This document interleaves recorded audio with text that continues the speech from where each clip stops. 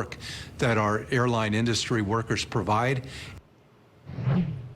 Our next guest represents some 50,000 of those. In fact, let's welcome the international president of the Association of Flight Attendants, Sarah Nelson, who came out of United and is now the international president of this association. Sarah, how affected have your members been? There's 50,000 of about, what, 100,000 flight attendants in the United States? Yes, and nearly half of my members are now on involuntary furlough or no paid leave status.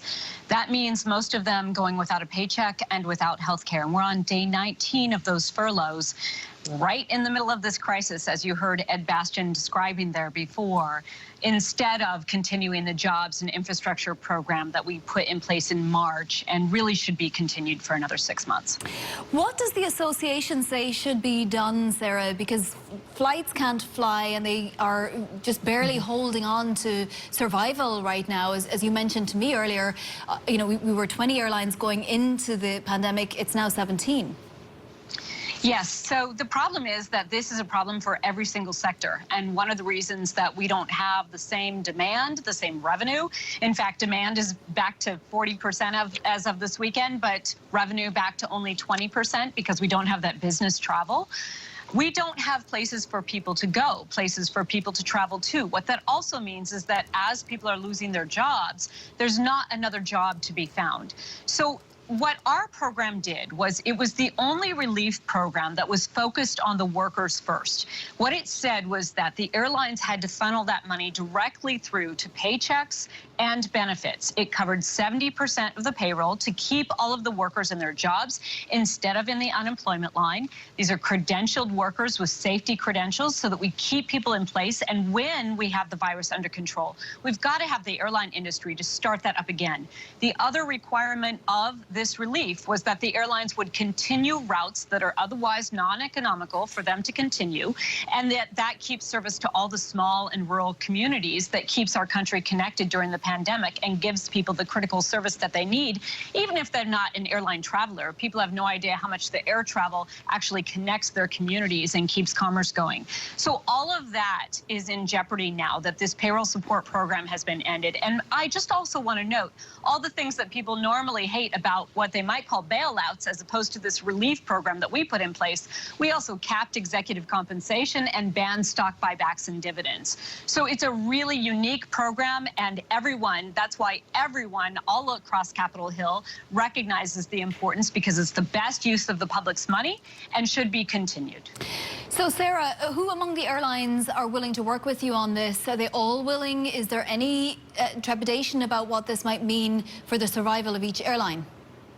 What's amazing about this is that this was a union-sponsored plan, and we got all of the airlines to come along with us. And so the airline industry is entirely united on this. That's why we have nearly unanimous support across Capitol Hill, and we just need a vehicle to get this across the finish line. So if we can get this relief package in place by tomorrow night at midnight, this new deadline that's been set, then we can have this in place before the election. We can start to recall people from furlough, make sure that people are restored, make sure that the airlines are not canceling more and more routes, cutting back more and more service, keeping our country connected, and we take the pressure off of the unemployment lines, have people who continue to pay their rents, keep their cable bill connected, continue to pay their taxes, and spend into the economy. Sarah, every industry, you know, is struggling in, you know, not every single industry, but, you know, most industries are struggling. Yes. What happens if you just get, you know, a blanket no and there is no deal set tomorrow with a specific sort of airline provision? We are going to see more and more furloughs, more and more job cuts. And as we see the service cuts, we'll see small airports close down. For every airline job, we support 3.55 other jobs in the country. So you will see a tsunami of job loss. And we're not done with the announcements of furloughs in the airline industry, because as airlines are trying to continue to survive, they have to right-size the airline in this environment. There is no right size for a crisis of this size. There's no way to rationalize the marketplace in the middle of this crisis. So we are going to see an extended recession and possibly depression, and we will not be able to climb out of it quickly enough or meet the demand on the other side, because we'll have to retrain people, which can take months or years to get people back in place to do the work that will be necessary on the other side.